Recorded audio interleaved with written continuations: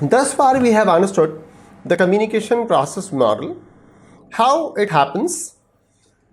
We have understood a part of it in our book. It's a lengthy section 1.4. So that's why I have divided this section 1.4 in two parts, 4A and 4B. Now we are going to talk about 4B. This model is quite familiar with you. Sender has an idea, sender encodes that idea in a message, sender produces that message in a medium, sender transmits the message through a channel. Oh my God. So now the receiver has received. So we are going to talk about the next three steps, 5, 6 and 7.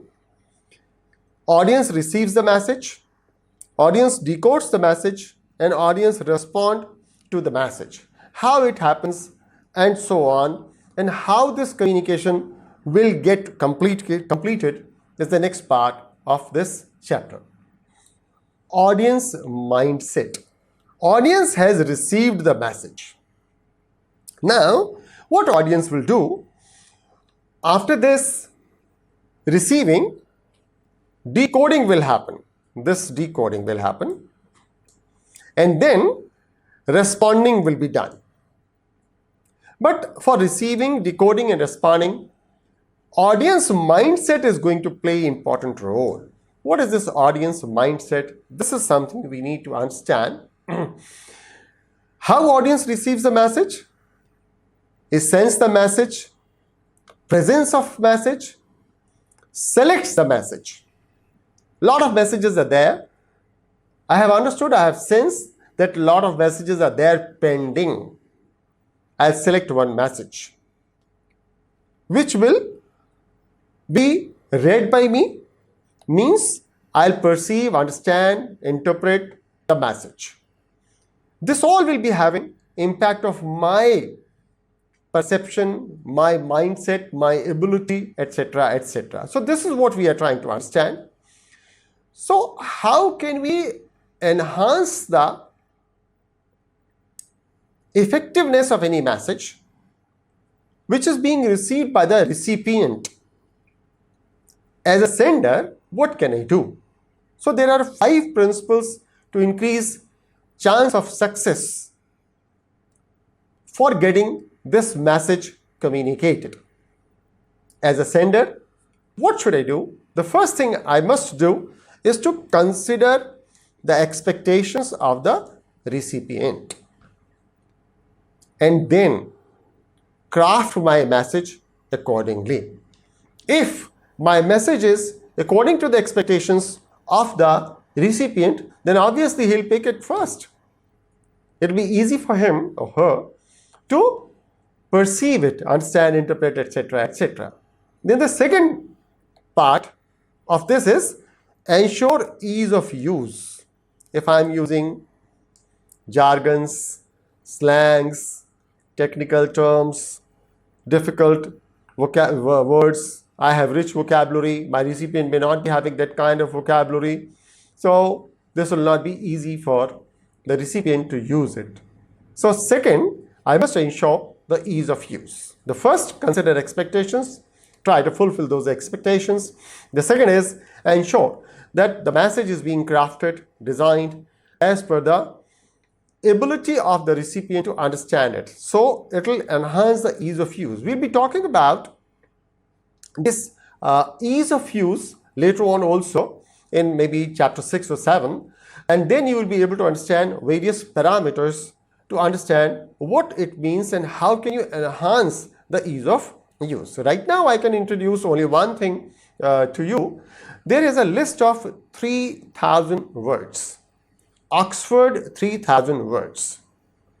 If your communication is having words from this list of 3,000 words selected by the Oxford dictionary, then probability of getting the message across increases. So this will enhance the ease of use. We'll talk more about this later on. So the first is consider expectations. Second, ensure ease of use. Third, emphasize familiarity. Familiarity means what? that how you are familiar with the recipient. If you are similar to the recipient, then obviously this message will get communicated easily. The recipient will feel like reading, understanding, and appreciating the message. Then the fourth principle is practice empathy. Empathy means what? Try to understand the situation of the recipient and then develop your message, craft your message. We'll be talking more about the empathy later on also. And if you have any question, then obviously I'll be happy to take that question during open house session. And finally, the fifth thing is design for compatibility. What this compatibility means, that whatever message is being designed by you should be readable by most of the devices. This compatibility is now obviously related to the equipment which is being used by you and the others. So your message should be readable in most of the devices. So design for compatibility. These are the 5 principles to increase chance of success of getting your message across. Now the question is, after this receiving the message, how decoding happens in the mind of recipient? There are a lot of cultural issues, individual beliefs, language issues, and thinking styles. Few things we are in a position to understand easily, like maybe cultural issues. I'm coming from a different culture, and the other person is coming from a different culture. Like, I'm just sharing one simple example. A friend of mine went to Tokyo, and the meeting was scheduled at 10 a.m. My friend communicated with the host that, yeah, I'll be there around 10. Then the host was flabbergasted and said, around 10? Around 10 means what? So, they have a culture to honor the time, precision of time. 10 means 10. It is not 9:59 or 10:01. But we have a different culture around 10. So, we understand cultural issues. Then individual beliefs. We understand that I have a different kind of set of beliefs, living with those beliefs, and the other person may be having a different set of beliefs. So, if I am in a position to match my message as per the belief system or the pattern of the other person, then obviously it will be easy to get across. Then language issues, we have already understood about the vocabulary, jargons, slangs, etc., etc. Thinking style. I'm just sharing one. No, I'm generous in thinking. The other person may not be that much generous. So, the message will not get across up to that extent. So, how decoding is being done by the other person will depend upon cultural issues, individual beliefs, language issues, and thinking styles. So, we have to take care of such aspects also. If the two persons are having same upbringing, they have experienced the life in the same manner, then the probability of decoding the message in the same sense increases.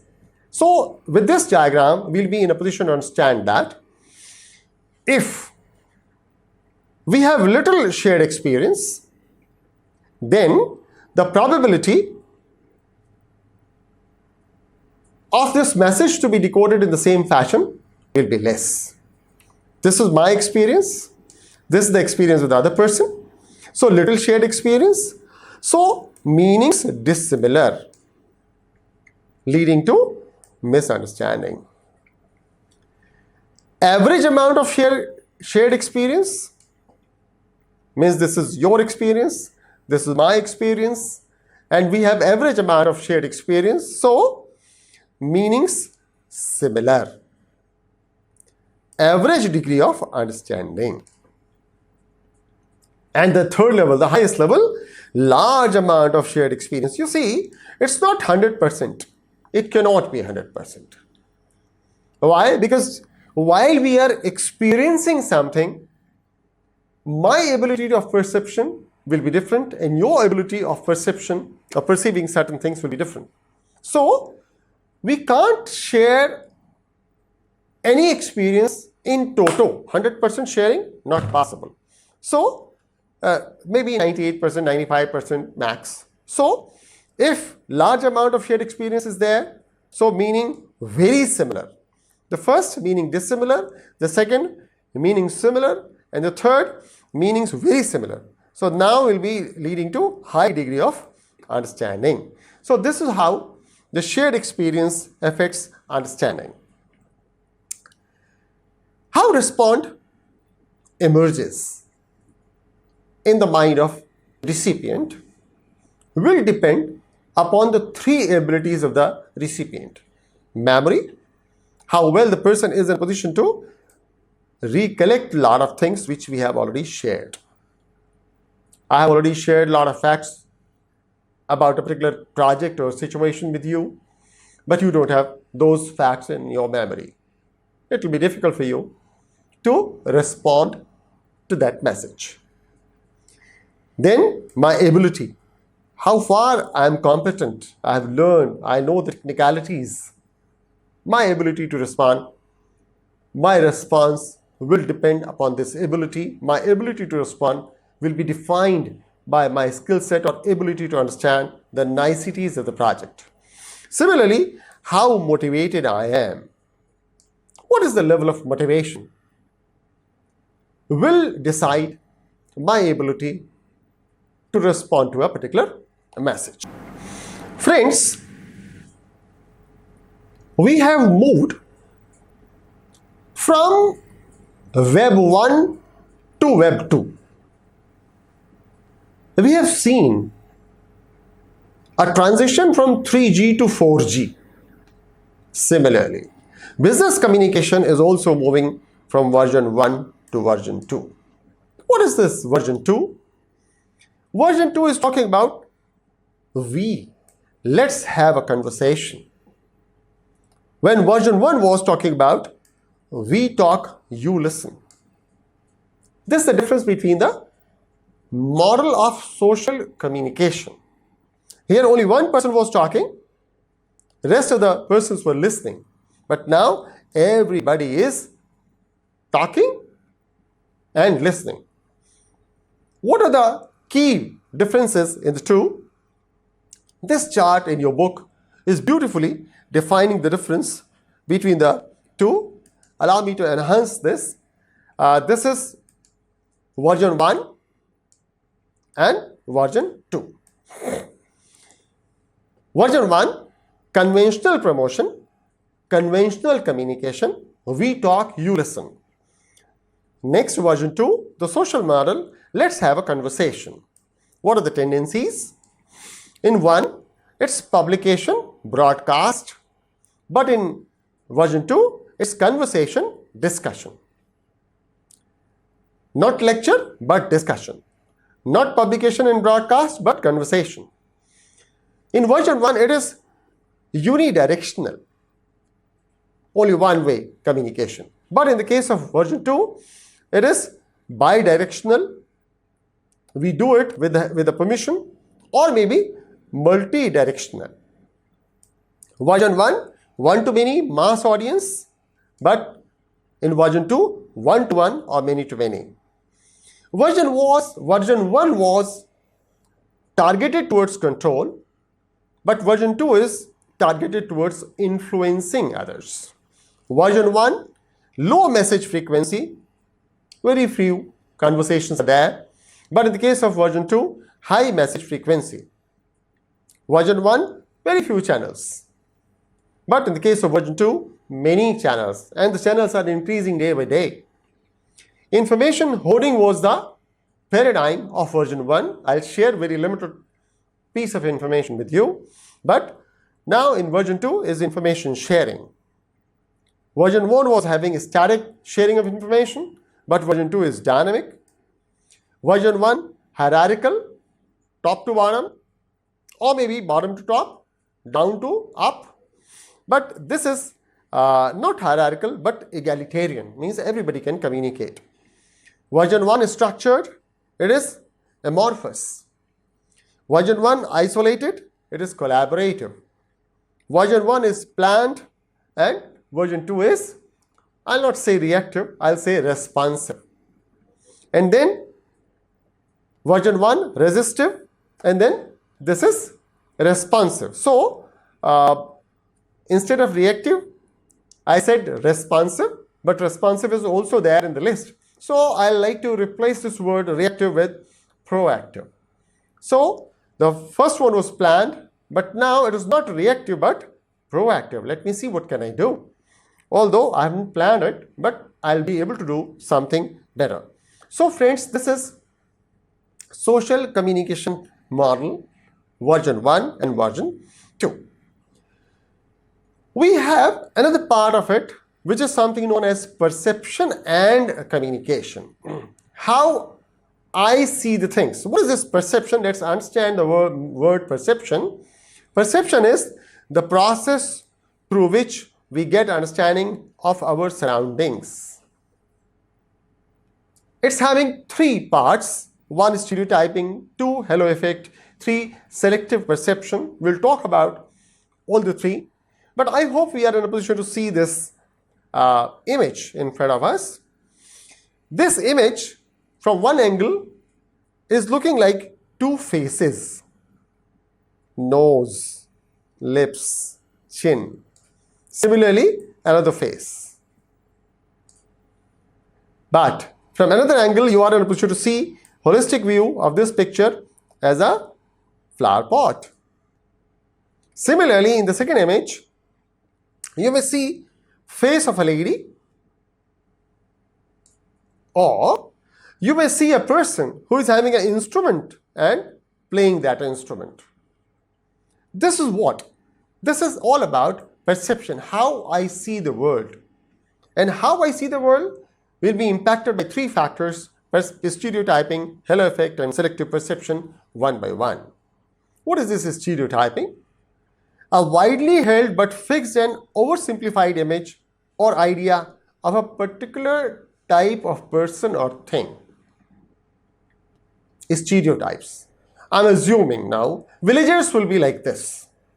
I don't know who is villager. I'm staying in Delhi. A person coming from Allahabad or Lucknow may be villager, backward. But for a person who is staying in Lucknow, a person coming from suburb areas may be not up to that much progressive, villager. So this is stereotyping. If we are trying to see the things from this angle, then obviously message will not get perceived in the same fashion as it was sent. The second part is halo effect. What is this halo effect? The tendency for an impression created in one area to influence opinion in another area.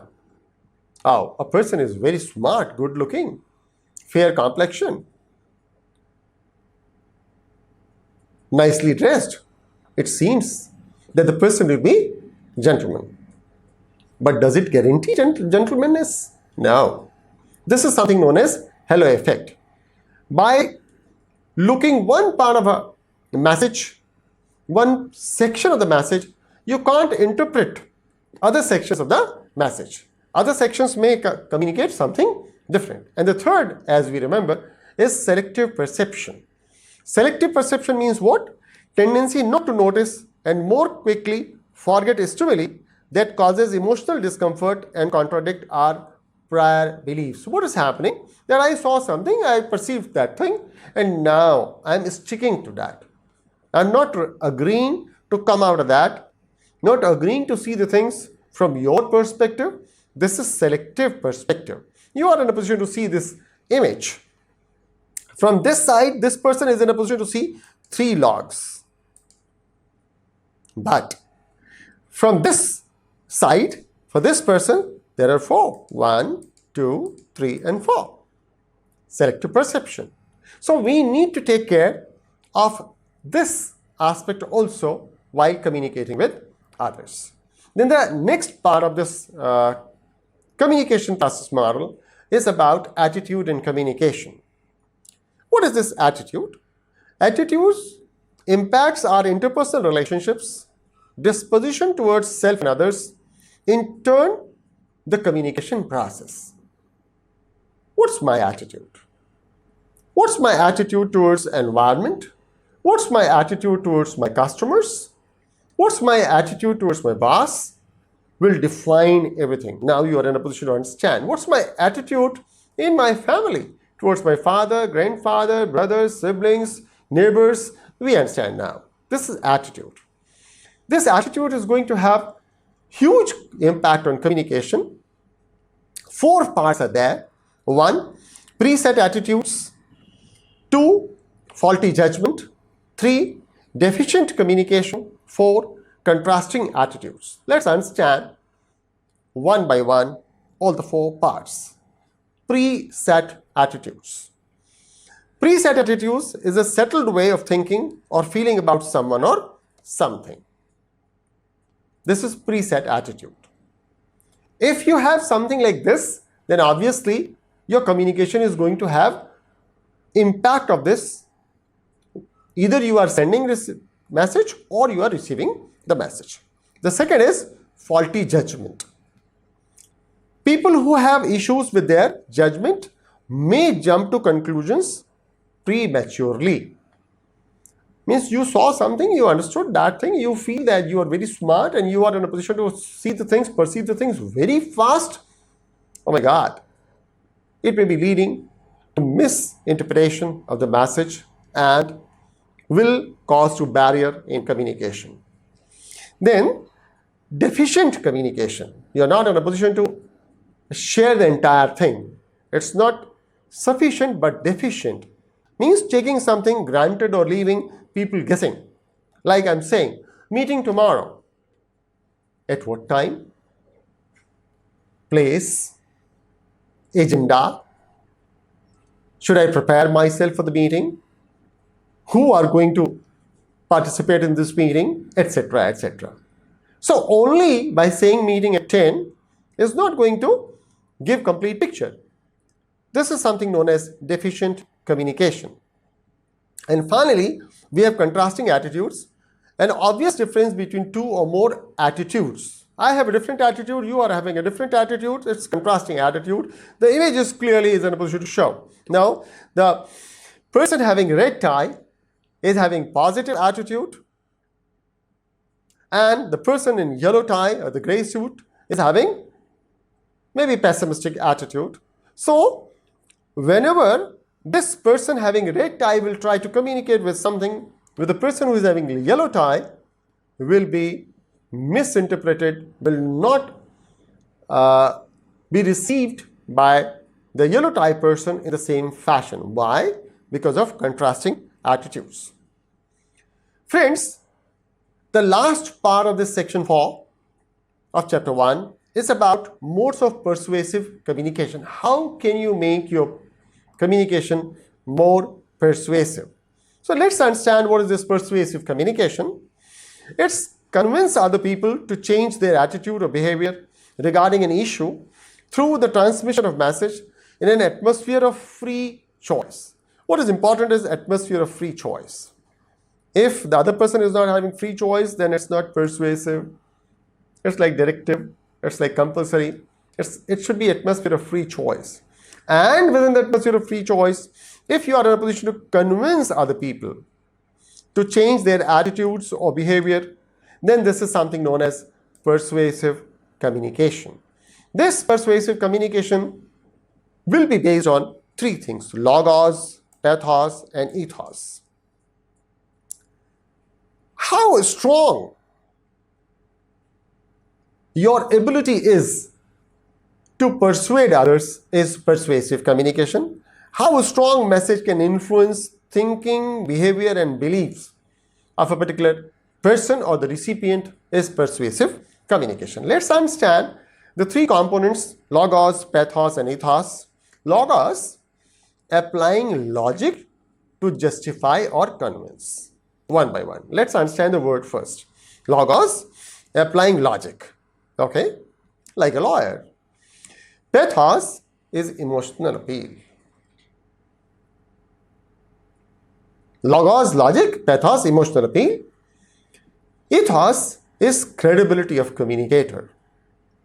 Oh, he said it. Oh, who said? What is the credibility of the person? This is something ethos, pathos, and logos. And we have to strike a balance between the three components, ethos, pathos, and logos. More about logos. It's like you are going to give logic or proof. Logic, reason. Uses, studies, statistics, comparisons, and metaphors. What is this pathos then? Values and human emotions. Uses stories, vivid characterizations, and quotes. What is this ethos then? This is trust and credibility. Uses individual or expert credibility and exploits their personal brand. We have to strike a balance between the three. Or I may say that at times you may start with ethos, may go to pathos and then logos. At times you may start with logos, go to ethos and then pathos. What should we do when? How to write persuasive messages, how to persuade others, maybe with the help of verbal communication or written communication or whatever kind of communication. Friends, we are going to talk about more in next few chapters.